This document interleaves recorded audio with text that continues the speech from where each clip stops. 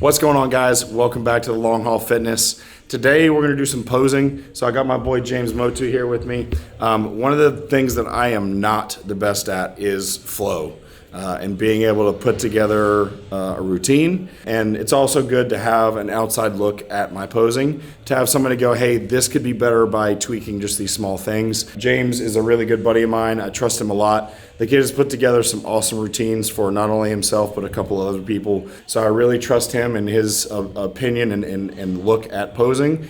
So he's gonna take me through some mandatories. We'll talk to you guys about better ways to present your physique. And then if we have enough time, we may go through kind of the first rough draft of the routine. So you'll be able to see the song and me fuck this up a little bit until I finally get it right. So we'll go ahead and get it started. So you think this is my OnlyFans? I'm getting down to my fucking underwear.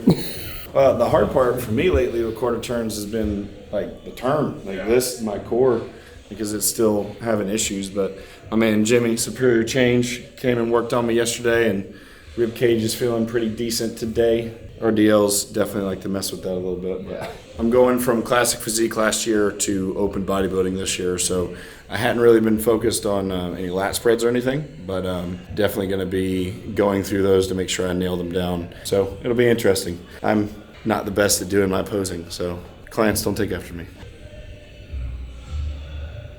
This pose, like being in the front relaxed, a lot of people want to overcomplicate it, and then they don't look relaxed, and so that can definitely be an issue. One of the things I was doing a lot was trying to pick up too much, and then extending my rib cage, and especially now after the surgery, like I feel like it makes this look worse. Yeah. Core turn to the right. Core turn to the right. Try to bring your chest up a little bit. Core turn to the right.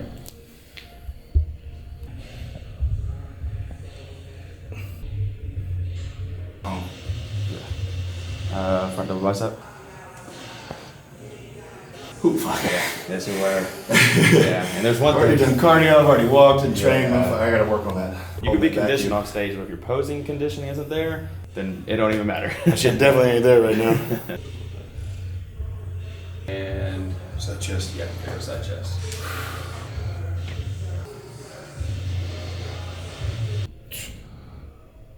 And face the back.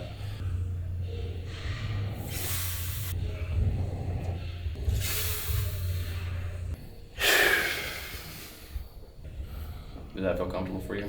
Yep.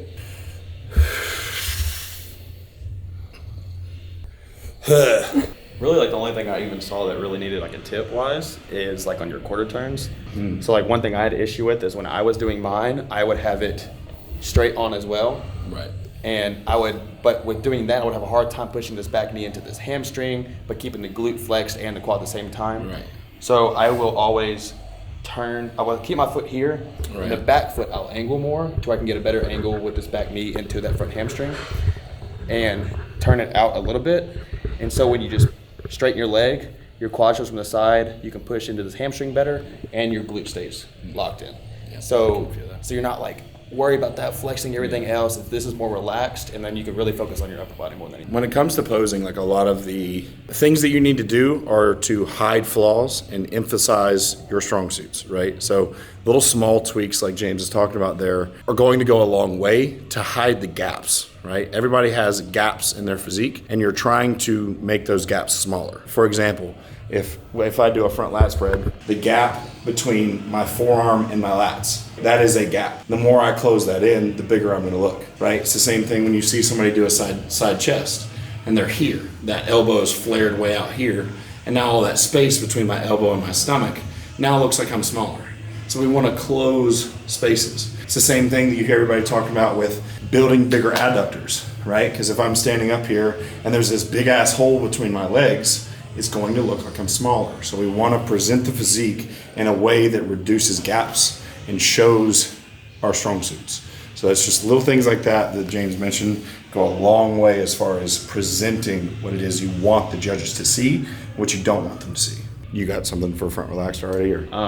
Well, like just because it's the very first pose and you're gonna get up there and this is the first thing you're gonna see, you always want to flex from the ground up. So always start from the floor, flex your legs, hit the pose. Once you get on stage, you're looking at you. Yep. So if you need to get up there and even cover your stomach for a second to flex your legs so you can really focus on that before you really have your stomach and core and everything tight, you can even walk up, set, hold, and then come up into the pose. Always flex from the ground up, because a lot of people will, when they get up there, they will flex their legs, but as soon as they hit their body, they'll forget. Yep. And then their legs just look like they're not in shape because they're just not flexing them. They could be peeled, but if they're not flexing them, then it's not gonna show anything.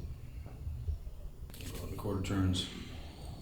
Like he was saying with the legs, like we want to try and push this leg into the other leg, because it kind of like, if that leg's sitting out here, you can see the difference in my hamstring versus it being here. Kind of pushes that muscle out without me having to like try and do anything to it myself.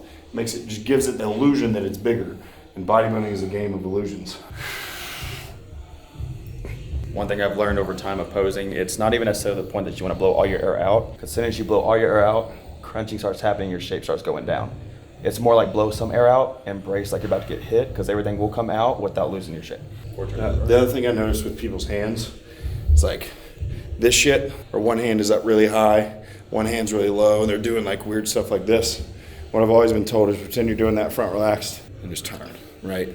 Because the idea is we're creating symmetry. If there's hands different like this, that's not symmetry. So hands are about the same distance or about the same height, and then they don't need to be like super far out or anything like that. Just making sure that everything looks nice and symmetrical.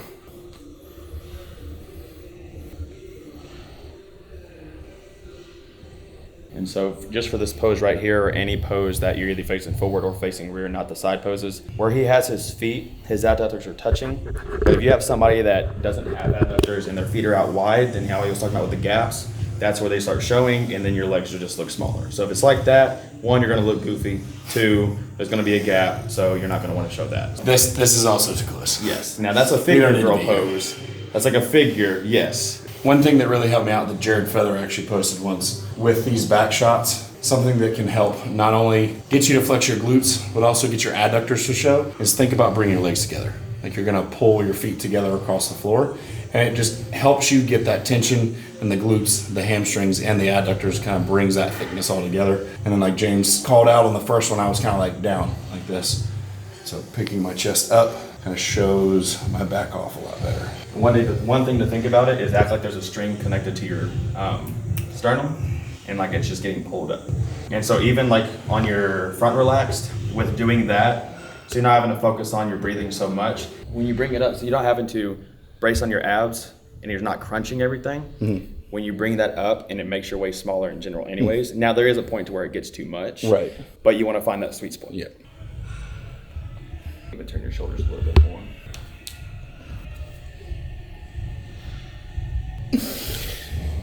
Big thing you'll see these days, everyone wants to hit a vacuum. Not everyone should. Make sure that you're not just doing a vacuum just because you see your favorite classic physique or bodybuilder do it. If you do not have the rib cage to do it and it doesn't look right in the pose, it's going to make you look worse. Just because you can pull it doesn't mean you should. Another thing with the vacuum, if you don't have lats, especially from the front, because you can have a big back, but it may not show from the front. If you pull a vacuum, that can make your lats even look smaller, and it's not necessarily going to do anything for your waist. It can, but you have to have lats to form that shape, because if not, then it's really just not going to do anything for you.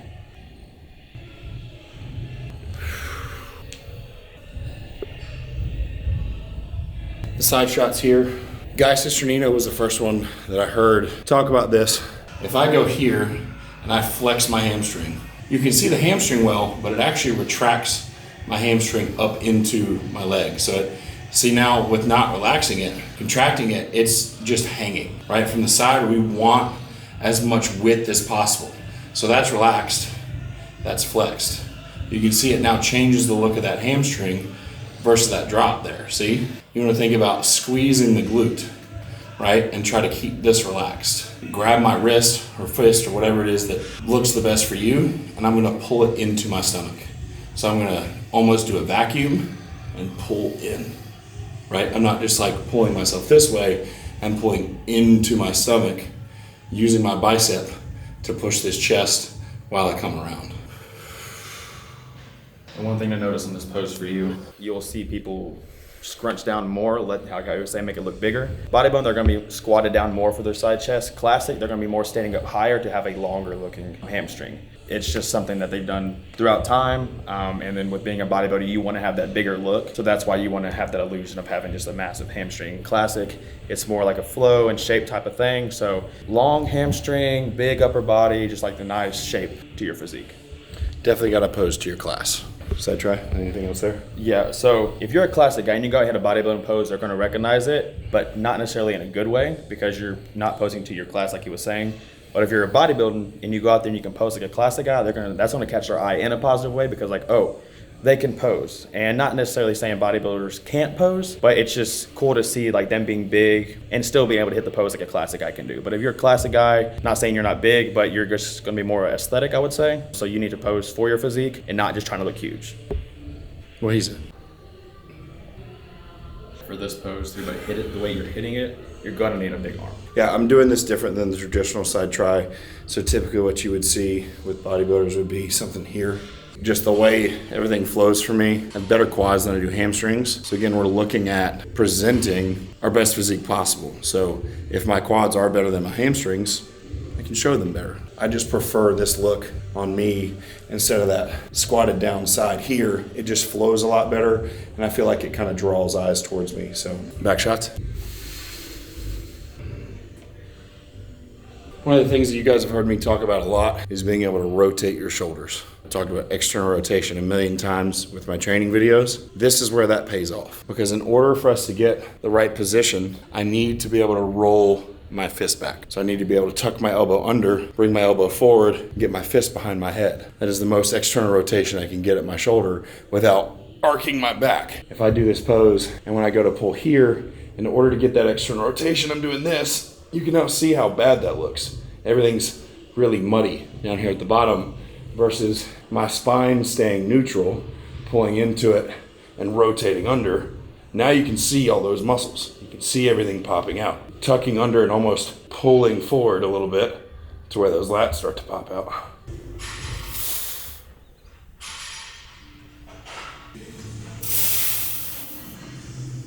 While you're in this pose, one thing you can think about is a lot of people think your lats are going to get bigger by bringing your hands more in front of you. That's not how it's going to go. Your shape's just going to get worse. So you can see his hands, his thumbs are still behind him. With doing that, he can open his lats up as much as he needs to and without it looking, like he's just doing too much with the pose. And I'm not even thinking about pulling my lats out. So when I get there, I'm not like focused on pushing my lats apart. Think about bringing my scapula apart. So I'm bringing my shoulder blades apart. So when I pull my hands back here and pull them around, I'm focused on how far apart can I get my shoulder blades. And then I roll through with the hands, kind of bring everything else forward. So yes, it is a lat spread. That doesn't mean I need to be here flexing my lats. We're just trying to open everything up, get as much width as possible. And then you'll notice that my spine is not flat, right? I'm not here. I'm actually kind of rounded forward. You can see how much more depth that gives to all the muscle. Kind of brings those erectors out towards the bottom, like all that through there, showing all that detail.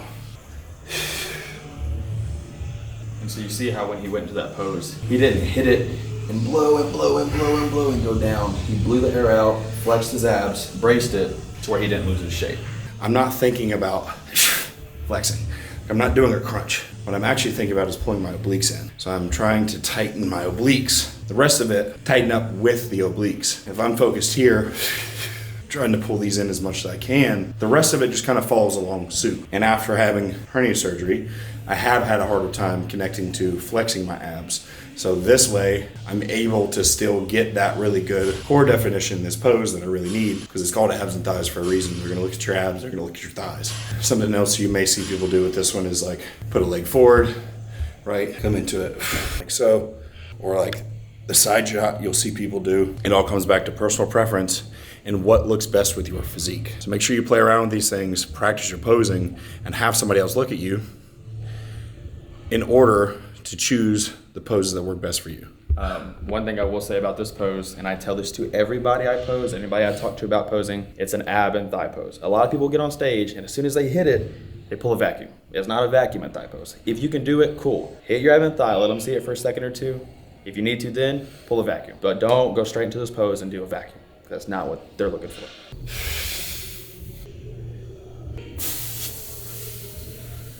So this is the first time that James and I have gone through any of the routine. We talked about a song the other day, and I think we have figured it out, which you might be able to hear in the background. We're trying to figure out where exactly we want the song to start right now. I have 45 seconds to 60 seconds the show we're doing, so we're not going to start straight from the beginning of the song, just based on the notes we want to hit and such, parts of the song that we want to hear and pose to. So right now he's kind of scrubbing the song to find out where we're going to start the best. And then we're gonna go through some freestyle stuff. So, well, scratch that. He's gonna go through some freestyle stuff and kind of put some stuff together. And then slowly over time, he and I are gonna put that together fully to get a full routine that flows well and that actually has some, it's not just me like, I don't want to do the basic bodybuilding thing, but at the same time, I'm also not like a super artistic flowing person, and I don't want to follow my face. So we're probably going to stay away from the really fancy spins and things like that. But James is the genius here, so I'm gonna let him do his thing.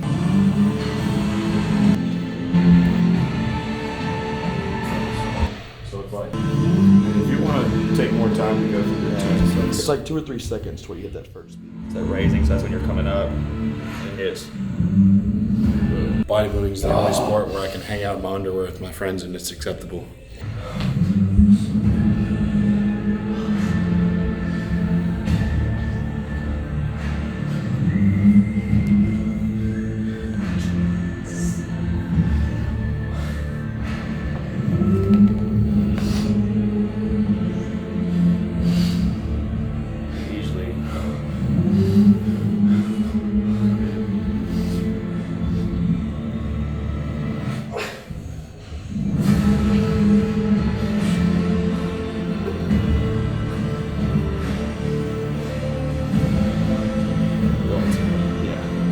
Here, you could easily just.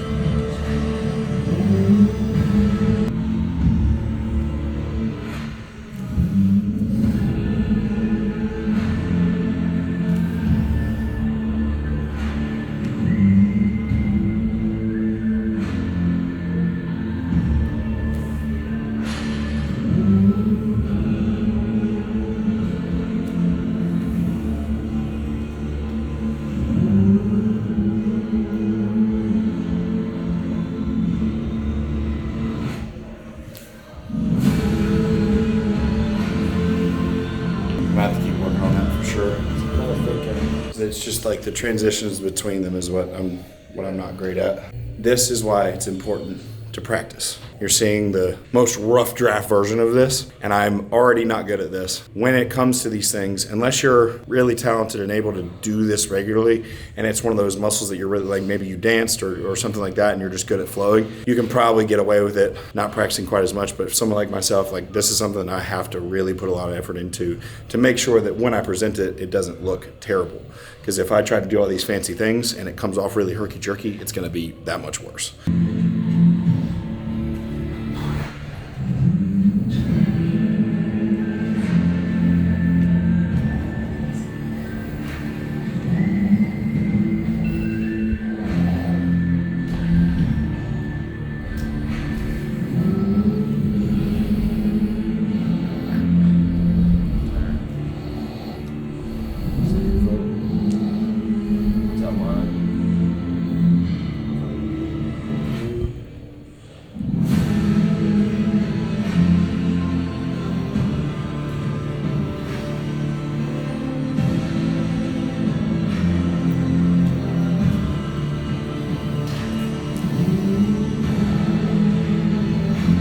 That's better. So like, focus on little portions, especially if you're like me, and it takes you time to get these things down.